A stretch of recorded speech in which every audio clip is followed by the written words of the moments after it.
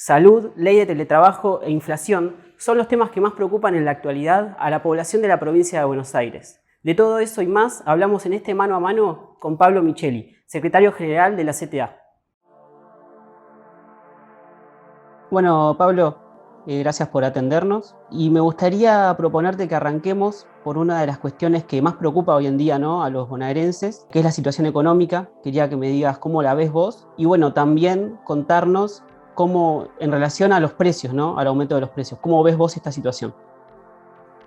Bueno, buenas tardes, un gusto estar acá.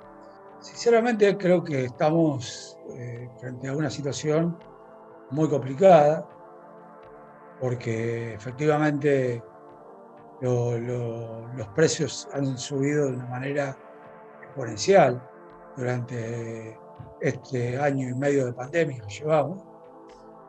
Yo decía el año pasado, cuando todavía no se veían las proyecciones económicas muy claras, porque estábamos en el principio de la pandemia, que cuando terminara la pandemia, que Dios quiera sea pronto, ¿no? Pero bueno, el año pasado uno creía que iba a ser más rápido. Yo decía que cuando se terminara, los ricos van a ser tan ricos como eran o más, y los pobres más pobres de lo que eran. Y los trabajadores, como siempre, íbamos a perder. Bueno, el año pasado perdimos respecto a lo que fue la inflación.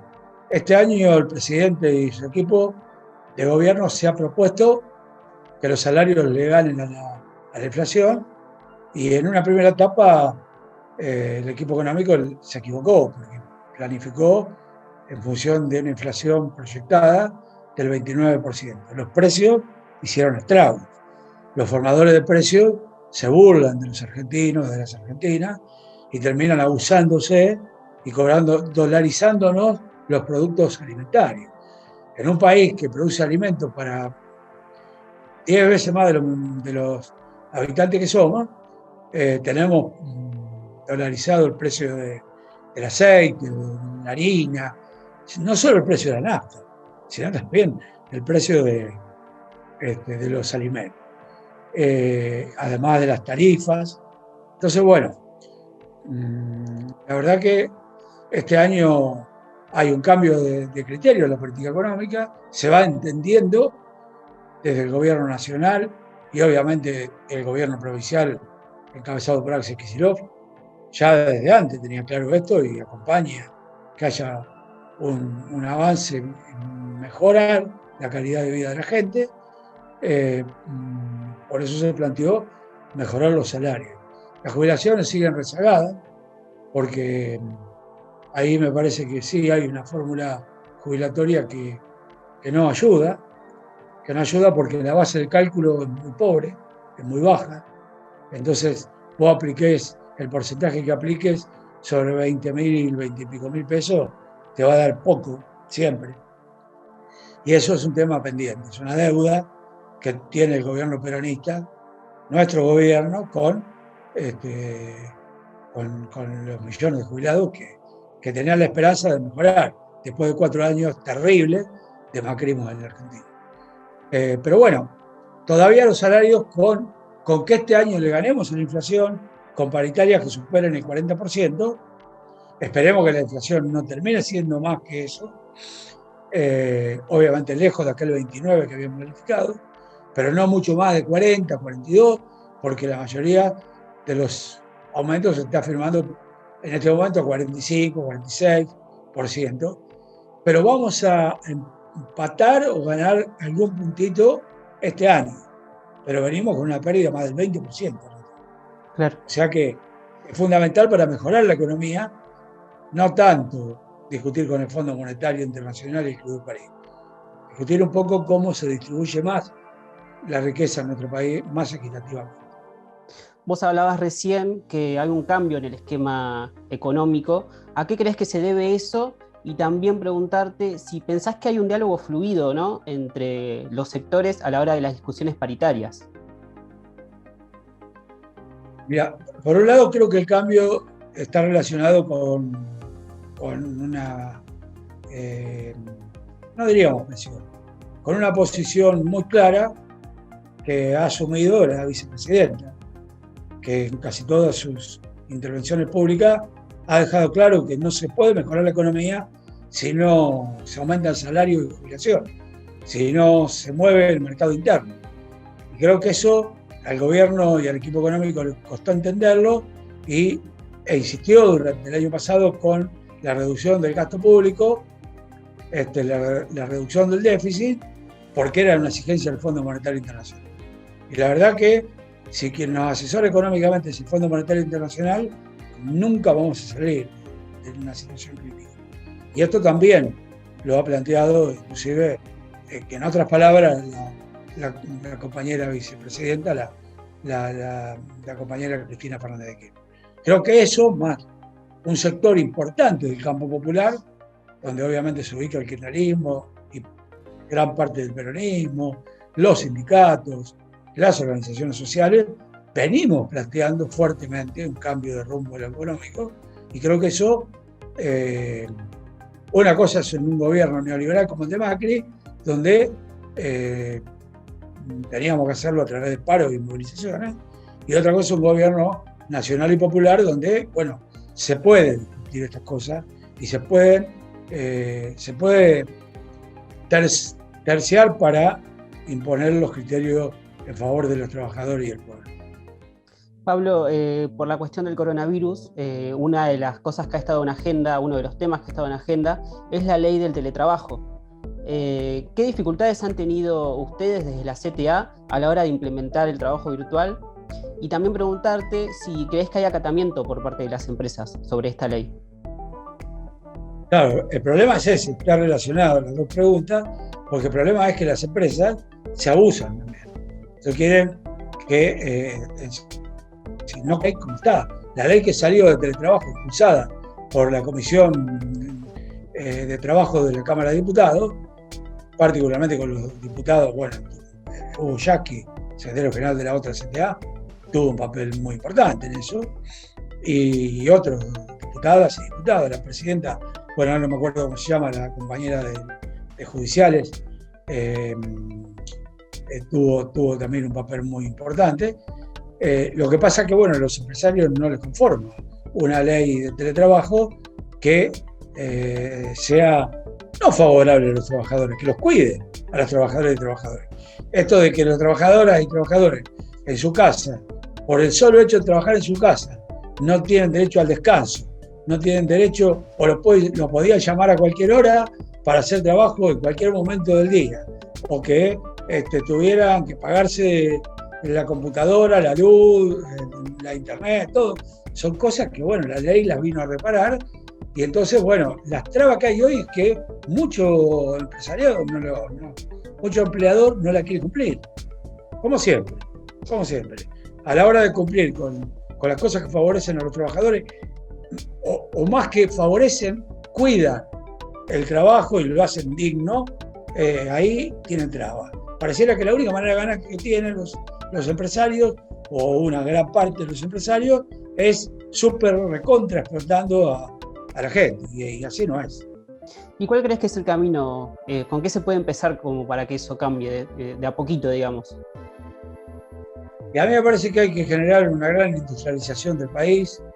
Si hay una presencia fuerte de sindicatos y de trabajadores organizados, el empresariado no puede hacer lo que quiera. Tiene trabajadores organizados que controlan, no es que los trabajadores controlan para no trabajar, controlan para que la producción vaya en un sentido determinado y que a la vez la mano de obra sea bien paga, porque si no, y creo que el empresariado argentino tiene que aprender qué significa la palabra solidaridad, tiene que aprender lo que significa a la hora de tener que poner el cuerpo y poner el esfuerzo. Cuando tenemos una pandemia, no pueden pretender ganar lo mismo que ganaban en tiempos comunes. Si todos perdemos, son ellos quienes más deberían perder, porque son los que más han ganado. Y no un trabajador, o una trabajadora, o un jubilado, o una jubilada. Bueno, vos habrás visto que un grupo de empresarios multimillonarios se negó a pagar el impuesto a la gran fortuna, cuando en todo el mundo ese impuesto es mucho más fuerte que acá, inclusive en los países del primer mundo, Alemania, por dar un caso. O sea que acá fue bastante leve el impuesto. Y así todo, presentaron recursos de amparo para el Estado. Entonces, bueno, es un empresariado que tiene que recuperar, tiene que entender que la patria y los problemas de la Argentina están por encima de sus intereses particulares. Metiéndonos más de lleno en el proceso electoral, lo que va a ser las legislativas de este año, quería saber cómo ves vos la interna del Frente de Todos y si crees que, bueno, que se han dejado de una vez por todas de lado esas mezquindades de las que tanto se hablaban en algún momento. Bueno, ya veremos si se han dejado de lado esas mezquindades cuando sea el momento del cierre de listas, más que nada el mes que viene, cuando empiece julio se va a desatar la discusión porque ya ahí empieza la cuenta regresiva. Supongo que a mediados de julio ya tendremos una idea de qué manera se armarán las listas tanto a nivel de diputados de la provincia de Buenos Aires, diputados nacionales por la provincia de Buenos Aires, como de diputados y diputadas, ¿no? Como de senadores y senadoras por alguna de las secciones electorales. En la cuarta, por ejemplo, donde estoy yo, donde vivo, Junín, se eligen senadores, y diputados provinciales como se eligen en otras secciones electorales. Cuando se empieza a discutir eso, supongo que este gobierno y los dirigentes y dirigentas que están en el gobierno, tanto provincial como nacional, deben haber aprendido mucho para evitar que haya divisiones. Es necesario que haya amplitud, se tengan en cuenta todas las opiniones que están dentro del Frente de Todos. Es decir, no estoy hablando de abrir de tal manera que pueda entrar cualquiera en el lista, pero sí las compañeras y compañeros que vienen militando, que son referencia, aunque no sean orgánicos del Frente de Todos, sí tienen que ser tenidos en cuenta. Los trabajadores, por ejemplo, reclamamos permanentemente lugar en las listas. Los trabajadores organizados, esto es el grupo que conduce Pablo Moyano, el grupo que conduce Boyaski, el grupo que conduzco yo, los sindicatos que decimos el movimiento obrero tiene que tener una representatividad clara dentro de las listas en todos los procesos electorales. Y este es un proceso electoral muy particular, porque con el daño que ha hecho la oposición amarilla, como le decimos, Cambiemos, nosotros creemos que es fundamental ganar las elecciones contundentemente, para que no quede en duda de que no queremos más neoliberalismo en Argentina, que no queremos más dirigentes políticos que representan al pueblo argentino en el Congreso o en algún cargo, inclusive lo representaron en la presidencia, que salgan a decir que se mueran los que se tienen que morir, o que salgan a decir, no, esto, la verdad, estas vacunas son veneno, o esto es una gripecita, cosa que después confunde a la gente y terminan pagando con la vida miles y miles de argentinos y de argentinas. Entonces, estas elecciones tienen que ser contundentes para que la gente pueda debe analizar quiénes estuvieron a favor de la salud, quiénes estuvieron a favor de defender la salud de la gente y quienes estuvieron a favor de defender la economía a costa, inclusive de la vida de la gente. Vos has dicho en algún otro encuentro con la prensa que el gobierno necesita más Cristina y menos albertismo. ¿Eso lo sostenés hoy? Y si es así, ¿por qué? Desde cuando lo dije ahora han mejorado bastante. Esto de los salarios que hablábamos y de que los salarios le ganen a la inflación tiene que ver con ese planteo mío de aquel momento. El tema de que el gobierno vaya consolidando una posición internacional en el sentido que lo había hecho Cristina y lo ha hecho Néstor Kirchner también. La cuestión de, por ejemplo, de plantearse temas tan profundos y tan estratégicos para la economía y la geopolítica argentina como es el tema de la hidrovía, el tema del río Paraná, la importancia que tiene para la soberanía, del control del río Paraná, es un tema que cuando yo dije esto, no había ninguna mínima discusión dentro del gobierno alrededor de lo que había que hacer. Era continuar con la privatización. Y ahora eso está en discusión. Y eso tuvo mucho que ver con las posiciones que fuimos asumiendo, donde la diputada Fernanda Vallejo jugó un papel principal, al igual que el senador que fuera ministro de Relaciones Exteriores, tienen ellos un papel y son muy cercanos a la vicepresidenta. Así que bueno, tanto Dayana como Fernanda Vallejo, como bueno, Moyano, Yasky y yo, que somos firmantes de los dos documentos que salieron el 25 de mayo y el 20 de junio. Bueno, venimos con otros miles que firmaron, artistas, Cecilia Roth, otros dirigentes sindicales, sociales, Grabois, etcétera. Venimos empujando en la dirección de que no se vuelva a privatizar, que el Estado recupere una parte importante del control del río Paraná y que realice navegación por el canal Magdalena. Y esto tiene que ver con también las posiciones que Cristina ha hecho públicas, ¿no? Y entonces, en este momento se puede decir que el gobierno está tomando un rumbo mucho más favorable. Así que hoy, sí, sigue siendo importante, Cristina, que siga habiendo mucho Cristina en el gobierno. No me animaría a decir ahora, y no tanto Alberto, no. Mucho Alberto y mucho más Cristina. Perfecto. Hace un rato me nombrabas a la oposición amarilla, te referiste así a ellos. ¿Cómo ves la radicalización de este espacio? ¿Crees que es un cambio de imagen estratégico por ahí? La verdad que es un grave problema para la Argentina. Yo no tengo dudas que estamos en esta situación con el tema de la pandemia, que no podemos terminar de resolver esta grave situación, producto de que, bueno, tenemos una oposición que gobierna gran parte de la Argentina, que ese 40% que sacaron en las elecciones lo juegan abiertamente y lo juegan para confundir a la gente. Entonces, eso demora, no hay una unidad de criterio a la hora de entender que no se puede meter en la grieta el problema de la pandemia. La pandemia es un tema que hay que enfrentar entre todos y todas.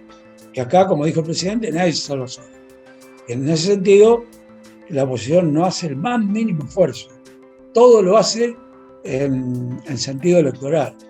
Todo lo hace pensando en cómo recuperar el gobierno. Y la verdad que no se puede, cuando hay una tragedia de esta naturaleza, de esta dimensión internacional, mundial, gravísima, hay que hacer todos los esfuerzos y dejar de lado. Bueno, la vicepresidenta lo dijo el otro día en un acto en el Hospital de La Plata, cuando le planteó que por favor le pedía a la oposición que saquen de la discusión política el tema de la pandemia. Después discutimos todo, no hay problema. Que digan lo que digan, que digan lo que quieran de los dirigentes que somos de Frente de Todos. Pero no confundan. Macri volvió a decir hace pocos días que esto era un poquito más que una gripe. Se deje joder, ya no sabe más qué barbaridad decir. Sinceramente, esto a la gente, hay mucha gente que se ve afectada por eso. No porque sea macrista, sino porque la gente se confunde. Puede decir que la vacuna es un veneno y la gente duda después. Así está la situación, que todavía hay un gran porcentaje de la población que no está anotada. Entre aquellos que no saben cómo entrar a la aplicación, aquellos que no tienen internet, pero también están aquellos que no se quieren vacunar porque tienen miedo. Tienen miedo porque le entró la propaganda miserable esta de Cambiemos, de que la vacuna no servía, que si no la Pfizer no es nada. Bueno, la verdad que eso pinta de cuerpo entero a lo que es la oposición. Debería tener criterios mucho más humanitarios. Que eso no quita que sean oposición. Pueden ser oposición, pero ser una oposición no destructiva, no tóxica, no sistemática. Deberían ser una oposición constructiva, una oposición que piense más en el país que en los cargos de ellos. Bueno, y por último, ya para no sacarte más tiempo, preguntarte cómo ves el avance del plan de vacunación acá en la provincia de Buenos Aires. No, la verdad que si hay algo para rescatar muy importante del gobierno de la provincia, es lo que ha sido la campaña de vacunación. La aplicación Vacunate Buenos Aires es una muestra de transparencia muy, muy buena. El esfuerzo que hace el equipo de salud, el gobernador, y los voluntarios, los que están en los vacunatorios, las compañeras y compañeros, los trabajadores y trabajadoras de la salud. La verdad que es para sacarse el sombrero.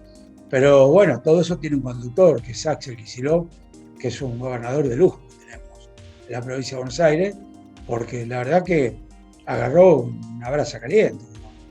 Le quedó destruida la provincia después de 4 años de vida. Y bueno, recomponer eso todavía no ha tenido ni tiempo de hacerlo, porque cuando quiso empezar le agarró la pandemia y tuvo que dedicarse a ver cómo la gente no se moría en la casa o en el jardín de un hospital o arriba del auto mientras esperaba que lo atendieran. Logró ampliar con esos 12 hospitales modulares, con todo el trabajo que se hizo, con la cantidad de respiradores, con la cantidad de camas de terapia intensiva que agrandó, puso a la salud pública al servicio de curar el virus, de combatir el virus, y eso creo que, si bien son muchos los muertos y muchos los casos, podrían haber sido muchísimos más. Y gracias a este gobierno se ha avanzado, bueno, y espero que a ver, un ejemplo muy breve para no... acá en Junín estamos en fase 2. Toda la cuarta sección electoral está en fase 2, excepto Villegas, General Villegas, que está en fase 3. Bueno, fase 2 implica que no se puede hacer reuniones, no se puede hacer deporte, se puede salir a caminar, a correr solo, pero no se puede ir al gimnasio, se puede ir a que mi hijo vaya a básquet o al fútbol con los amigos. Bueno, Petreca, el intendente de Junín, no estuvo de acuerdo con el paseo e intentó hacerlo pasar en el Consejo Deliberante para flexibilizarlo. Y realmente encontró el rechazo de los concejales y concejalas Juntos por el Cambio y no pudo aprobarlo. ¿Qué hizo? Sacó un decreto y lo hizo por decreto. Hoy en Junín estamos en fase 2 flexibilizada, con la mayoría de las cosas abiertas, con los pibes yendo a gimnasios, yendo a básquet, yendo a fútbol. Bueno, hoy después de haber tenido 70 casos, 60 y pico, hoy volvimos a tener 130 casos. Todo esto en términos de semana. Y llevamos casi récord de muertos en Junín. Casi duplicamos la media nacional por 100.000 habitantes. Y esto tiene la responsabilidad, sí, ¿por qué yo tengo que pagar que mi hijo no vaya a la escuela por culpa de este tipo? Porque no es culpa de Axel Kicillof que no se vaya a clase. No se va a clase porque los pibes es un peligro ir a clase con esta cantidad de contagios, con las cepas que andan dando vueltas, y si no se hace un esfuerzo para controlar y bajar los casos y bajar la muerte, mi hijo no va a poder ir a la escuela. Y si no puede ir a la escuela, me da bronca porque los pibes de Gran Buenos Aires van a la escuela y los pibes de Junín no van a la escuela. Entonces, y la culpa intenta el intendente echársela al gobernador y al equipo de salud, al ministro. No, la culpa la tiene él, porque él no cuida y al contrario, alienta a que la gente no se cuide. Eso es un problema grave. Y eso pinta también de cuerpo entero lo que es la oposición amarilla que hay en el Argentina. Pablo, muchas gracias, muy amable por atendernos, te agradezco mucho y bueno, estamos al habla. Bueno, dale, un abrazo grande y gracias. Contanos en los comentarios qué te pareció la entrevista, seguinos en todas nuestras redes sociales y para más información entra a editorplatense.com.ar.